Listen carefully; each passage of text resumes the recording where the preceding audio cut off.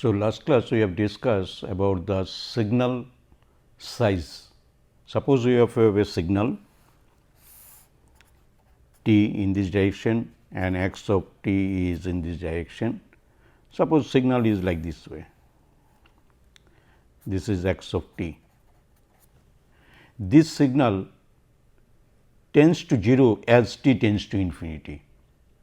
So, in that situation size of the signal is measured by the energy content in that signal. So, we have seen how to find out the energy content in the signal.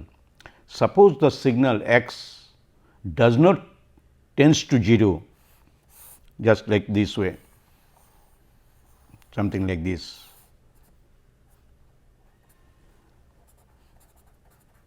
X of t which does not x of t which does not tends to 0 as t tends to infinity, then we cannot give the size of the signal by a energy signal.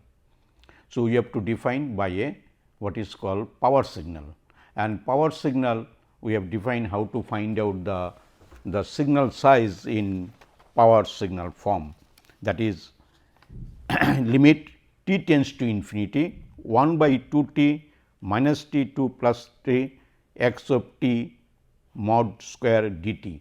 That mod is taken for if the signal is a complex, then mod, otherwise x t whole square is a positive quantity always. In this way, this is nothing but a average power, this expression, that we have seen it.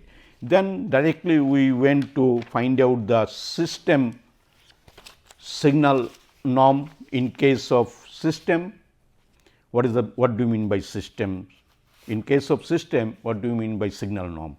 So, suppose we have a system which is described in a transfunction domain, where u is the input in time domain u of t and s domain u of s, y is the output in time domain, and this.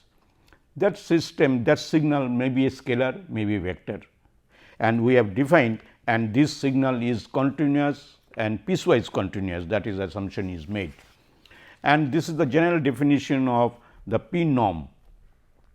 L norm is nothing but the absolute value of this signal from minus infinity to plus infinity, that quantity when p is equal to 1. When p is equal to 2, we call is a 2 norm of a signal. In case of scalar signal, it is like this way, not we represent the double line both sides, x 2 norm is minus infinity to plus infinity. In this expression you put p is equal to 2. So, this is square is nothing but a square of the signal's magnitude, and this 1 by half, the whole that is missed here 1 by half. So, this is nothing but a square root of the sum of these squares of the signals, and L infinity norm is simply called infinity norm of a signal is nothing but a supremum value of this signal over the time t tends to infinity, supremum, that means least upper bound. Then what do you mean by least upper bound? We have seen it that if you have a signal like this way, the least upper bound of this thing is 1, agree that this value will be that function value or signal function will be always less than 1, and which upper bound is 1. So, it is the least upper bound is of the signal is 1, that is what, and is another way and this is the supremum, and infimum value of a signal is nothing but a greatest lower bound. That means, lower bound, what is the lower bound, greatest lower bound, that is called the infimium of a signal. So, similarly, this can be extended if the signal is a vector, where the x of t has a n components are there. They are also we can represent into similar manner. That is what we have done. Then we have discussed norm of a system. Just now we have considered in case of system, what is the norm of a signal we have discussed. Now, we will discuss norm of a system, and if you see once again, if you have a system g of x, when it is excited with a input which is the sinusoidal A sin omega t, the output also we expect is sinusoidal with different magnitude and different phase angle, but the frequency will be same because it is a linear time invariant systems. Suppose now see input signal is A sin omega t and output signal will get it A mod of g j omega sin omega t plus phi. And what is the gain input output by input, if you see gain is g j omega. So, the system norm in a high voltage system in a transfer function is usually measured by either H infinity norm or H 2 norm. That let us see what does it mean Parseval's theorem. That means, suppose we have a signal is there, if you want to find out the what is the energy content in that signal, agree, this you can find out by using Parseval's theorem.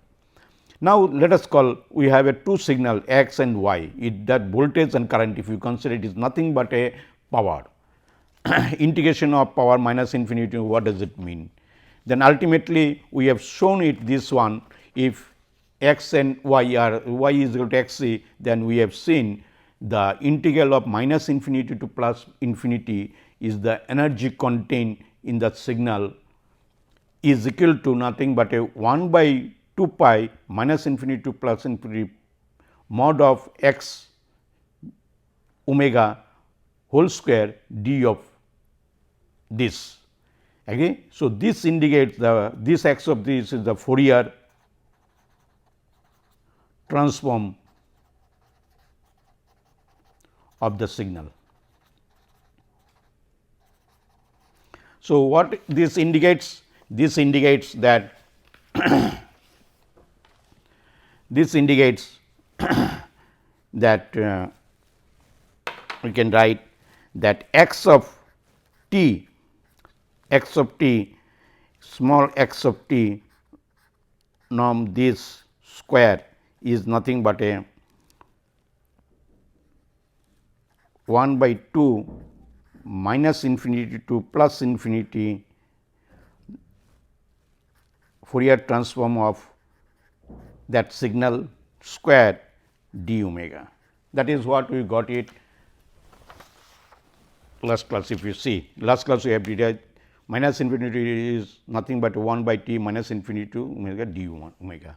What is this indicates shows this indicate Parseval's theorem tells that energy contained in that signal in time domain, it just implies the energy contained in the signal in time domain, it can be related with a energy contained in that signal in frequency domain descriptions. This is the frequency domain. You find out the Fourier transform of the signal mod of this whole square, mod of this whole square means you is nothing but a this same thing whole square over the interval of frequency minus infinity to infinity. What is the energy content this signal is same as in frequency domain and the time domain. So, this Parseval's theorem, the Parseval's theorem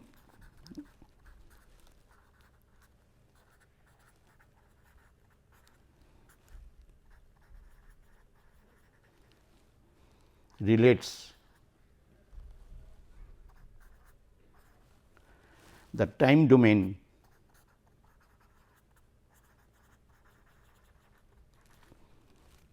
of the energy, time domain of the energy in a signal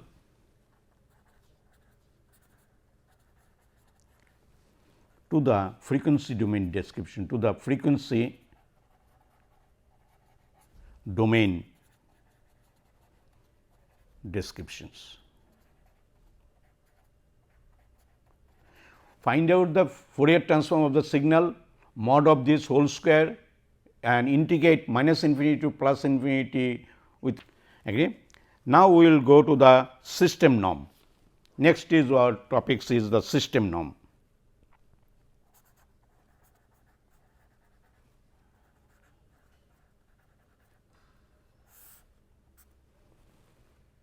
So, let us call we have a system G of S and output, if the system is excited with the input u of t and output is, this is the output, and we the H2 norm of this system G of S, we want to find out what is the H2 norm of G of S.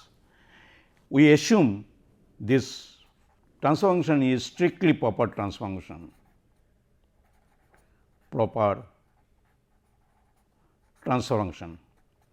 If you do not assume this one, then we will not be able to get the H infinity norm of the system G of S is not a finite, it will be infinite. That is why this assumption is made it, and most of the practical system is strictly proper transfer function and low pass filter type. So, and also assume the system is asymptotically stable,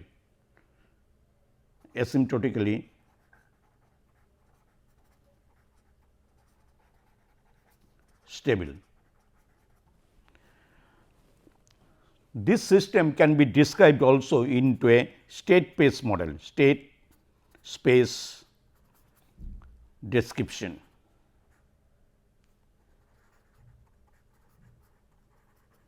Of the system.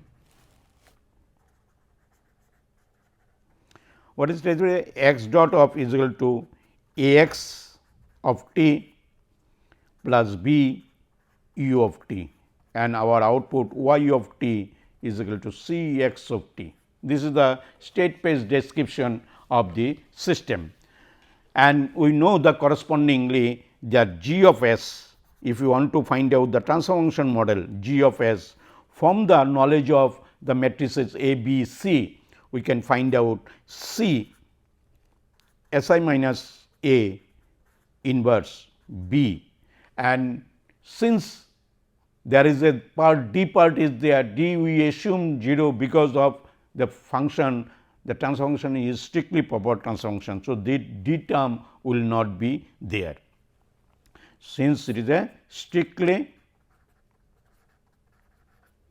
proper transfer function.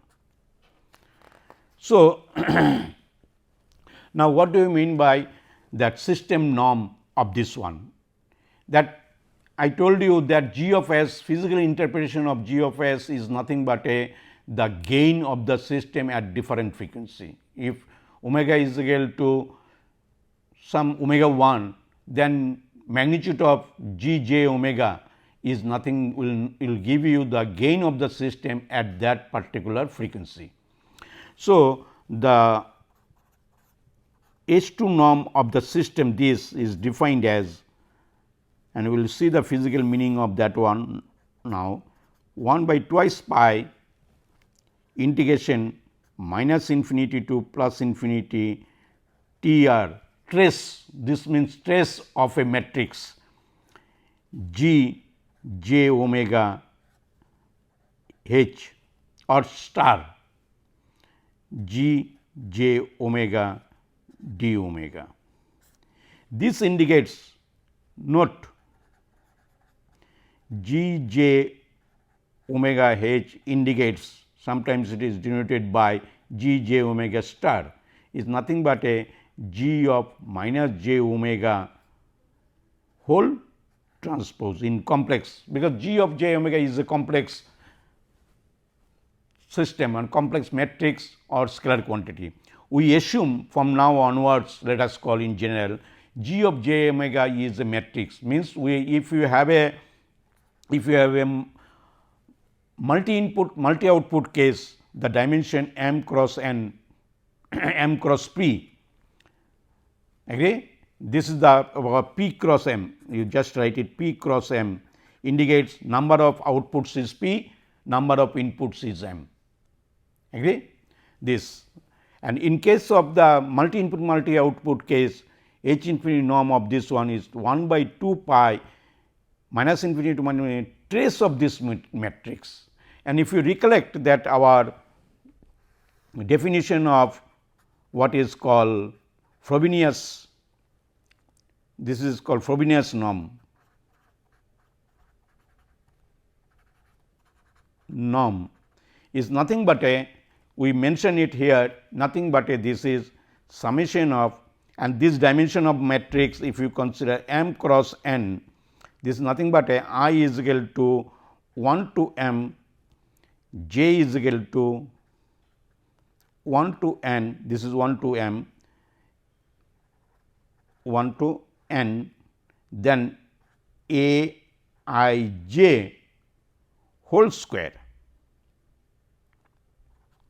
then whole of this.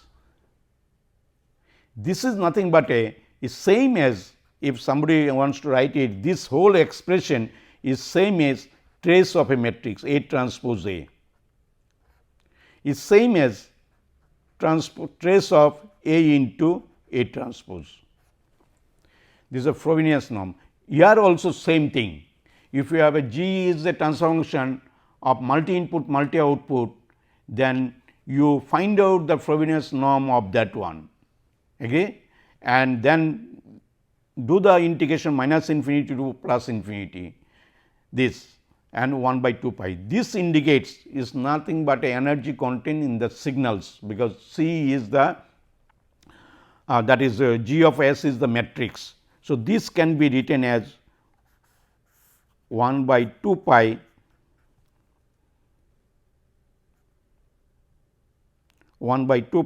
integration minus infinity to plus infinity trace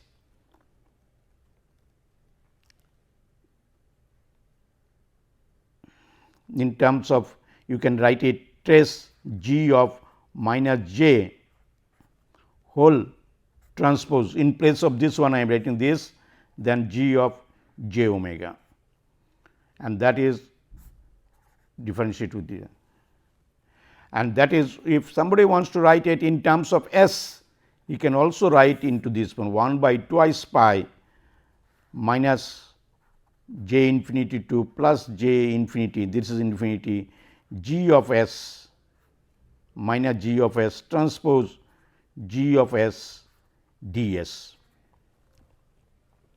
And this quantity, if you see, this quantity is nothing but a Frobenius norm, trace of this one is nothing but a G of j omega whole Frobenius norm of the matrix. Agree? So, which is nothing but a, this is nothing but a, in other words, it is nothing but a I is equal to I j, or you can write I is equal to 1 to m, j is equal to 1 to p, agree, and g I j of omega square, this you can write it. So, I is equal to 1 to p, this is 1 to p, this is j is equal to 1 to m. Number of inputs is, we have considered m, number of outputs is p in this, see here in this expression. So, one can write into this form also, that this expression, this is the trace that is missed here, trace T array, trace of that one. So, this thing, the trace of this, I can easily, the trace of this one I can easily have nothing but a Frobenius norm of G or summation of I is equal to 1 to p or j is equal to 1 to p, then each element of the transfer function at a frequency omega is equal to omega 1, that is also. And one can write into this is also in time domain, G of S norm is equal to H2 norm, G of t is nothing but a this is equal to, we can write it integration of 0 to infinity trace G of tau transpose G of tau, this whole thing, then d tau. This is the, and this physically this mean a measure of energy, a measure of the square root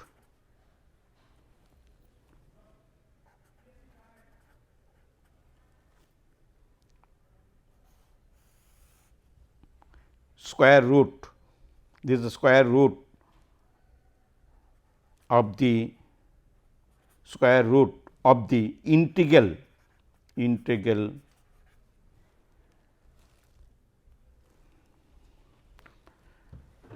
of the integral square value of the output signal when the system is excited with a impulse input, when the input is an impulse. So, I know if the g of s is a transfer function, if we excite this system with a impulse input, the output response of this one is nothing but a Laplace inverse of g of s, is that one. So, this physically this indicate that square root of the integral square, this is minus infinity to plus infinity, if you can write it minus infinity to plus infinity, and if you consider this is a causal system, then it will be a coming from 0 to infinity. Okay? The square root of the integral square of the output signal when the input is impulse. So, now question is how to compute that things, or how to compute this in terms of G s, how to compute this one. Next question is how to compute this integration of that one. So, that is the next question, or you can write it g of s norm 2 norm is equal to root over 1 by twice pi I, and integration the closed integral of this one trace g of minus s transpose g of s whole d s. Now, question is how to compute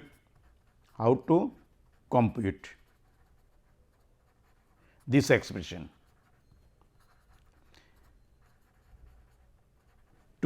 How to compute this expression to find that H2 norm of the transfer functions of the systems. So, this is, and this can note, this can be done by using the Cauchy integral principle. So, the contour integral that run up the imaginary axis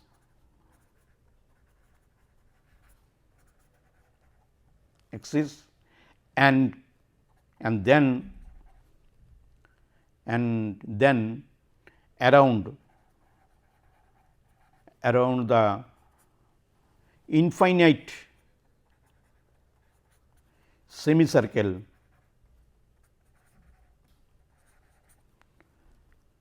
in the left half plane, left half S plane,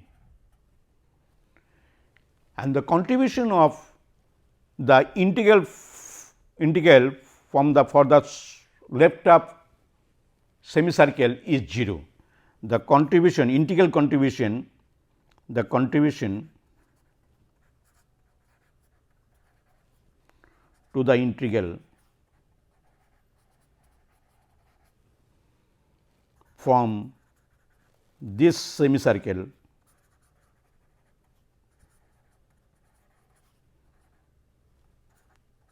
equals to 0. if G is strictly proper transfer functions. So, now we have to integrate, because whole semicircle part, the left half of the spline is 0. So, only the things we have to integrate from minus j on the along the imaginary axis from minus j infinity to plus j infinity. So, our problem now boils down to this computation of this one equals by using the residue theorem equals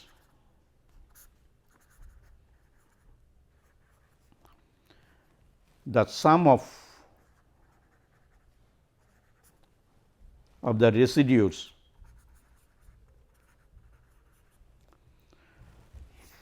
of G minus S transpose G S at its stable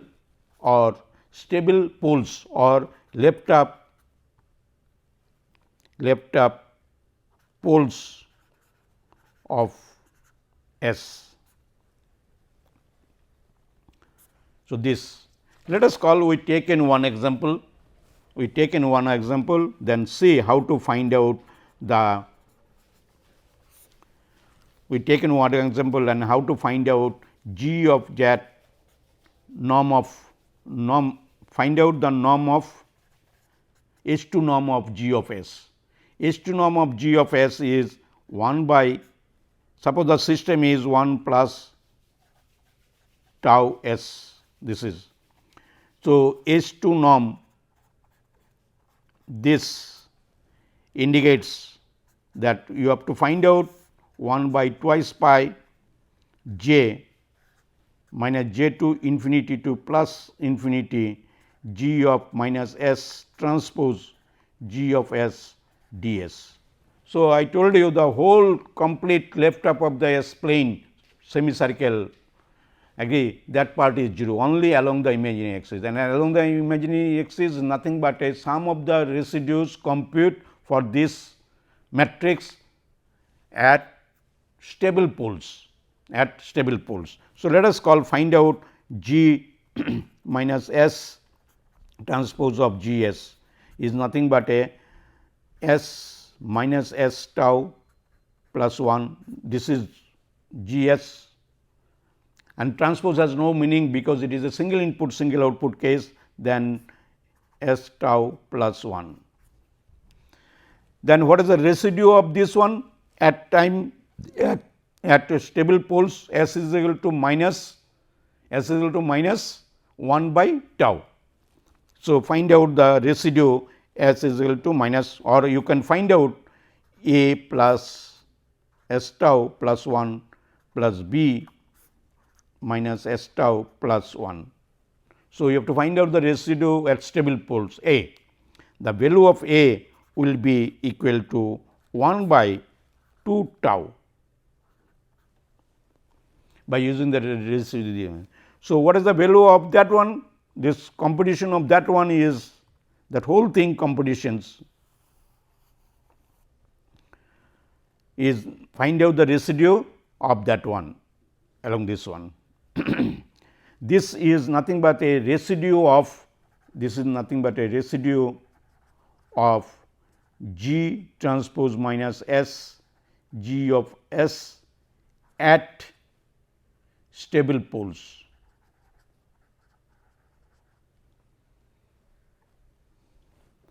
So, this implies that our G of S, the norm of this 2 is equal to square root of 1 by 2 tau is nothing but a 1 by square root of 2 tau. But if it is a multi input multi output case, then it becomes very tedious and complex. So, that can be handled by using in state space model for multi input multi output case. For multi input multi output case, computation of G j G of S, this is not straightforward, is not straightforward.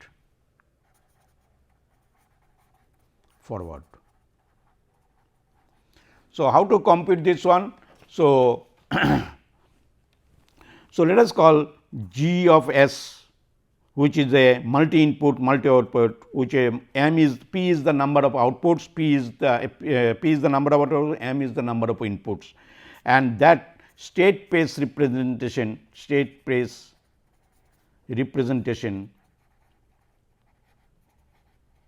convert into state space representation, that x dot is equal to A x plus B u and y is equal to C x of t. And since I have considered number of outputs is P and number of inputs is M, then let us call this is the state is N. So, first you find out the either controllability Gramian matrix. So, how to find out that for multi input multi output case, the H infinity H2 norm of the systems.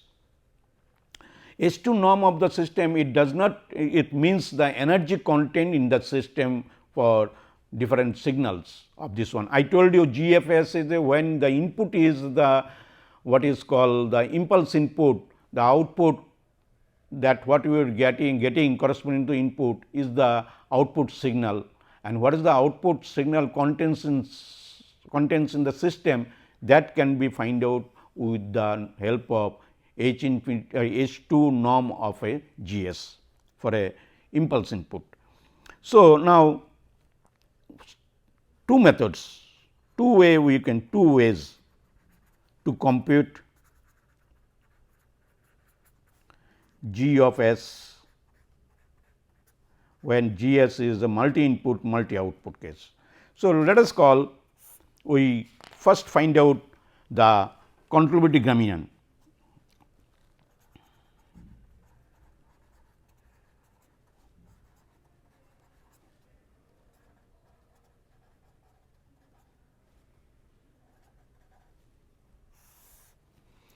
The contributive Gramian U e is equal to 0 to infinity, and we are assuming the system is causal, that E of t, this B transpose A of t whole transpose D of t. So, this is the contributive Gramian, and this matrix must be a, this whole expression must be a value must be a your positive non-zero values. If it is a non-zero value for all t, then system is controllable. If you recollect that one, when we have considered the linear time invariant systems, then with the knowledge of system matrices B A, we found out A B, then A square B, then A n minus 1 B, the rank of this matrix must be equal to n, where n is the dimension of the matrix A, n cross n.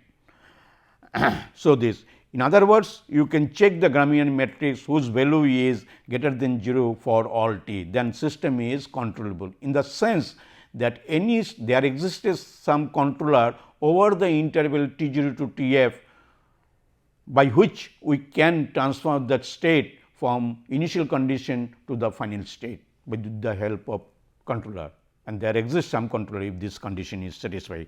So, what we will do it? So, you solve this Lyapunov equation.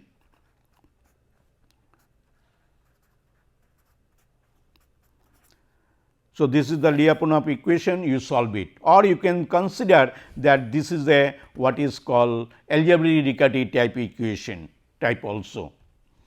So, solve this one. Once you solve this one, then find out that norm of that is nothing but a H2 norm of the system is nothing but a trace of C u C transpose. trace of a matrix. Trace of a matrix is nothing but a sum of all diagonal elements. So, that will give you the what is called H2 norm of the systems. The physical interpretation H2 norm of system means the system is there, you are excited the system with a impulse input, then output response is nothing but a Laplace transform or Laplace inverse Laplace transform of G of S, and that is the in time domain. What is the energy content in the output signal, that it can be found out with this one. This is method 1. For whether it is a single input or single input, single output, multi input, multi output, does not matter, you have to solve this Riccati equation. Method 2, this is called controllability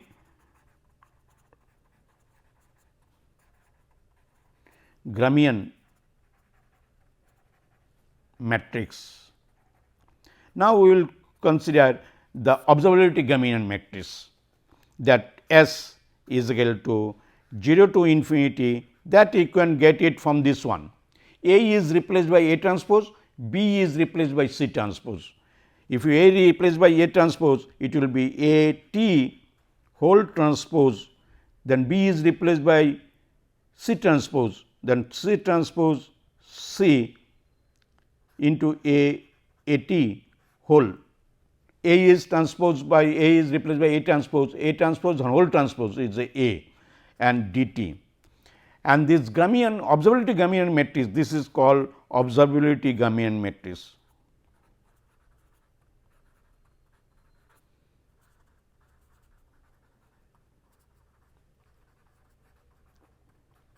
Matrix. If the observability Gramian matrix value is greater than 0 for all t, then system is observable.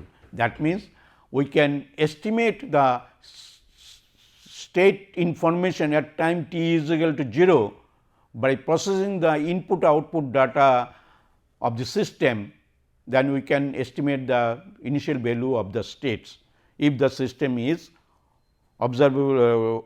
Observability Gramian matrix is value is greater than 0, because whole quantity is a scalar quantity for greater than 0 for all t.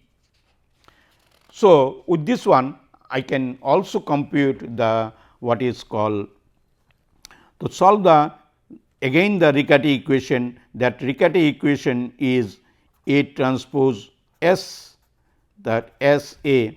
In this equation you replace A by A transpose U, instead of Gramian matrix you go observability Gramian matrix. So, this plus C transpose C is equal to 0.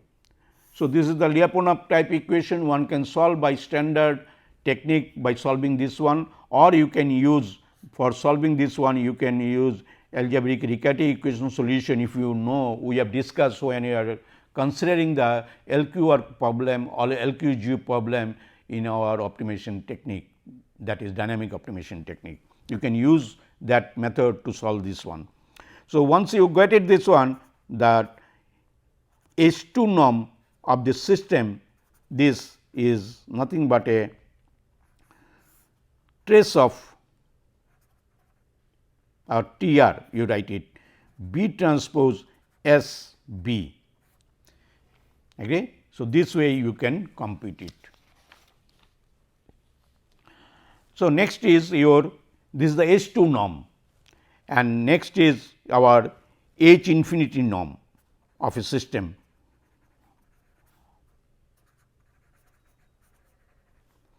G of S. Let us call, we assume, because H infinity norm concept is coming from the singular value for multi input multi output, that concept is different. So, let us consider we have a single input single output case, u of t, y of t is the output. So, it is a single input single output systems. It is defined as g of s, that whole infinity is equal to supremum value of this function omega, not omega, u of t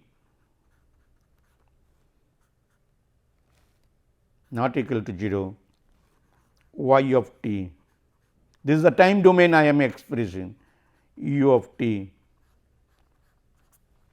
when input is impulse input, the output response of the impulse output response y of t due to the impulse input this, or any input you can write it the what is the energy content into the system output signal, energy content also divided by energy content in the input signal, that ratio, that what value of u when u is not equal to 0, that this quantity will be maximum, that supremum value of this ratio will give you the H infinity norm. But if you talk about the system in terms of frequency domain, this is the input and this is the output. And if you consider for stable system,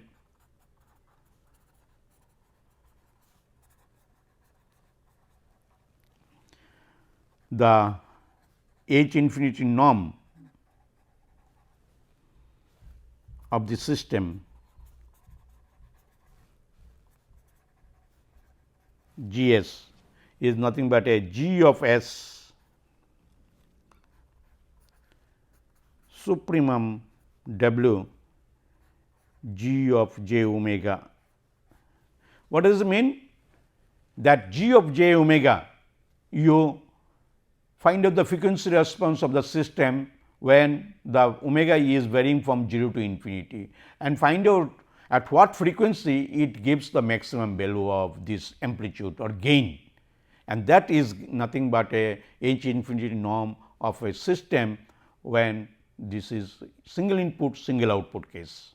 So, you restrict our discussion with a single input single output case, because multi input multi output case the concept of singular values decomposition, singular value decomposition technique will be adopted here, singular values, concept of singular values will be adopted here. This quantity, the whole quantity is the maximum gain of the system.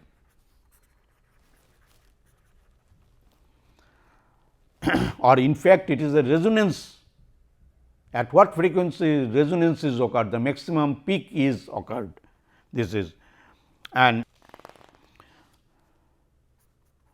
so, this is about the system mark, because system norms, signal norm will be used when we are discussing the robust design of controllers, agree, H infinity controllers or H 2 controllers, when we will discuss design, that concept will be used. Now, so far we have seen that if you have a system is there, if you excite the system with input and you will get the output. The system stability is studied from the knowledge of that what is called based on input output stability criteria, we are checking the stability of the systems, that is in turn it we call is input output stability. So, in true sense the system stability is studied, we have to study all the internal signal of the system must be stable, then it will be a called the system is stable in true sense, but input output stability does not give the clear picture of the system stability. So, let us see with an example that we have a system, let us call we have a systems G of S is equal to S minus 1 S plus 1 S plus 1. So, this system there is a pole zero cancellation is there, but stable pole zero cancellation, you see the stable pole zero cancellation is there. This implies mathematically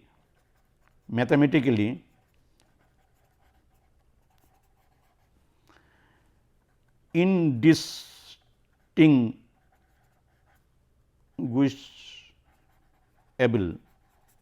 it cannot distinguished from the constant transfer function G of S is equal to 1. same thing I can do, but here is stable pole zero cancellation is there. So long stable pole zero cancellation is there, there is no problem, except the system properties will change. Either it may not be controllable completely or it may not be observable completely.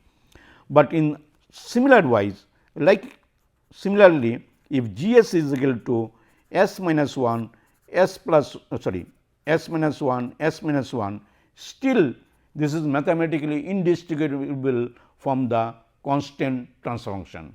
This mathematically it is same as the constant transfer function, because if you cancel this one, this will be a 1 only.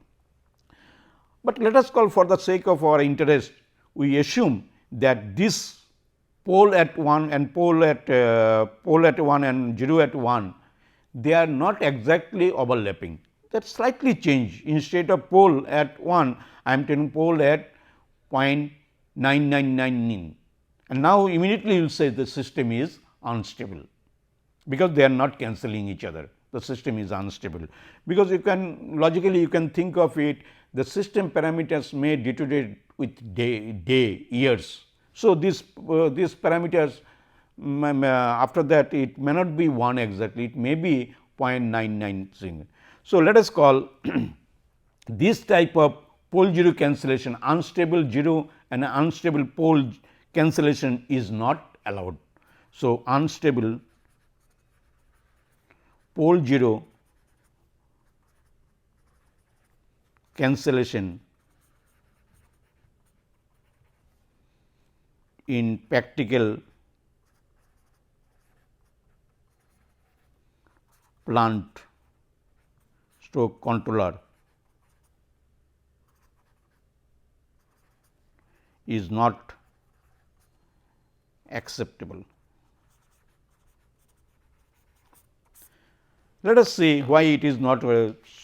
This example, when it is a s is equal to, instead of 1, it will be 0.9991, you can say system is unstable for any kind of signals, even the signal magnitude is very small. Let us call, we have a system, these systems.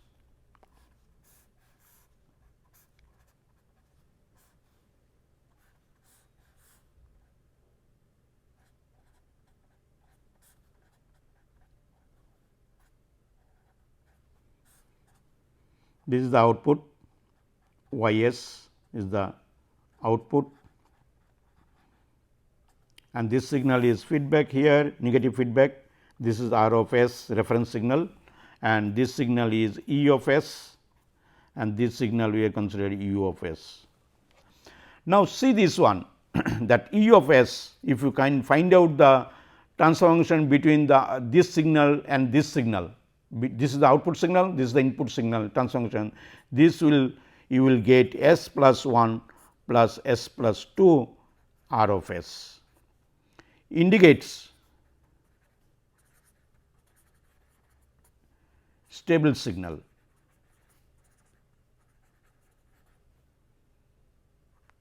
E of s, this signal is stable, but if you find out the transfer function between R s, between y s and R s, that means U s signal you want to check it, then this is nothing but a this you know expression, this expression you multiplied by 1 by s. So, this is considered C of s, this is G of s if I consider. So, it is a C of s, nothing but a 1 plus G of s into C of s into R of s, and that value will come, if you see 1 minus s, this is I have written C of s 1 by s, and that value is always already there. This is s plus 2 into s plus 1.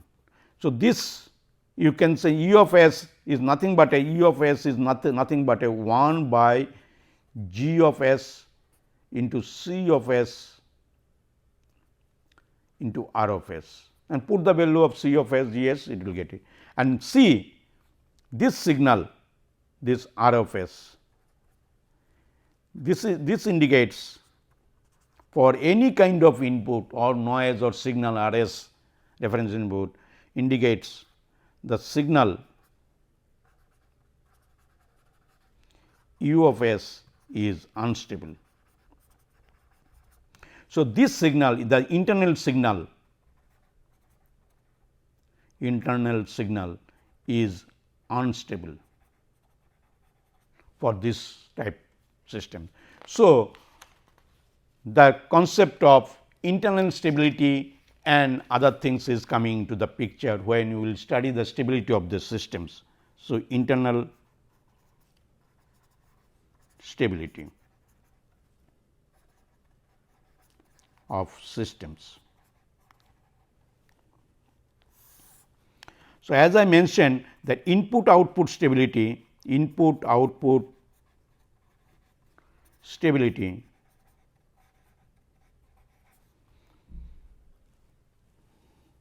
does not guaranteed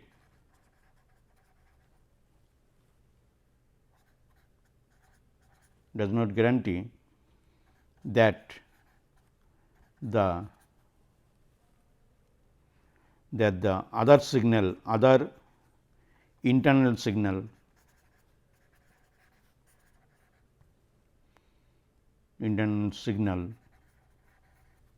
are bounded. In this example, you see this internal stability, you have to check all input signal, all summer output signal, you have to check it, all internal signal. This is the signal, this is also signal, all these things. If you see the output, this cancel and you will find it is stable, but before that this will be a unstable signal. So, in general now, if you have a block diagram like this way,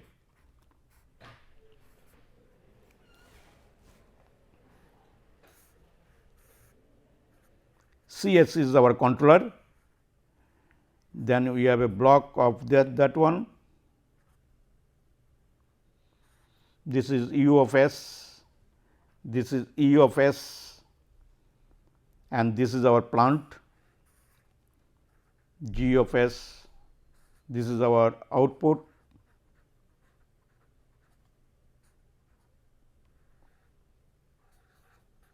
I will explain that one.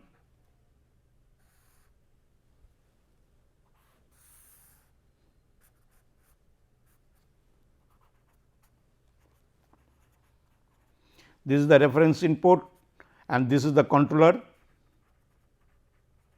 and this is the plant and this is your DU, input disturbance, this is called input disturbance, this is called output disturbance,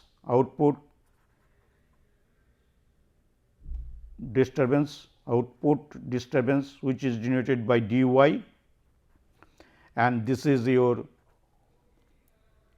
dn, measurement noise, this dn is the measurement noise. So, now we say we have a system, reference input signal, then controller, then plant. The controller output is corrupted with the input disturbance, and output of the system, actual output of the system is corrupted with a disturbance, output disturbance, and the measured signal is corrupted with a noise. Generally, the reference input disturbances are in low frequency signals, and measurement and noise are generally high frequency signals. So, you have to study the stability of the system. It does not mean the stability of this system, this signals we do not have any contour, but inherently inside the system may act. So, if you just study the stability from input and output, that y of t, that does not mean the system is stable or not. That input output stability does not guarantee that other stability signal inside the system is also stable. If you study the stability between this signal and this signal, even it is stable, it does not mean that all other internal signal also will be bounded or stable. So, generally we take the output from each summer output is the output of the signals, each summer output. So, this is U p of S, this is this summer output is this and summer output is y, this is also getting y. This is the output. So, we have how many outputs are there? There are 4 summers are there 1, 2, then 3, then 4. Let us call this signal is y n. So, you have to study the stability of this one. So, let us call I am considering the system is single input single output system. Same thing you can extend for multi output system, provided if you take care of the matrix operations vector operation during the process. So, let us call we consider input signal or R, this is the input signal where in time domain R, then du, d suffix u, dy and your dn. This is the input signal, input signal.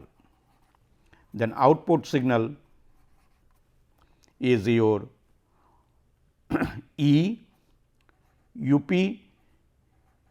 y and yn. These signals are not in your hand. Again, the output signal is, if you see here, the output signal is summer output, this one, y, this one and this one, that output signal. So, we have to study the stability of the system, internal stability of the system. That means, we have to find out the input output relationship. So, you see our output is what? Our output is E of s, up of s, y of s and y n of s. This is our output and this is, and our input is here r of s, du of capital du of s, dy of s and dn of s. Now, this is our output Laplace in Laplace domain. This output this input is, this is the input and this is the output. This input are mapped with a some matrix in a output signal, the output signal, the input signal. So, this input are mapped through the system in another set of signal which we will call output signal. We will find out what is the matrices are there. Naturally, you can see there are 4 inputs, 4 outputs, the dimension of the transformation matrix will be 16, 4 by 4, 4 by 4, that means 16 elements are there. You have to find out that 16 elements here. Okay. So, we will discuss tomorrow the rest of the part.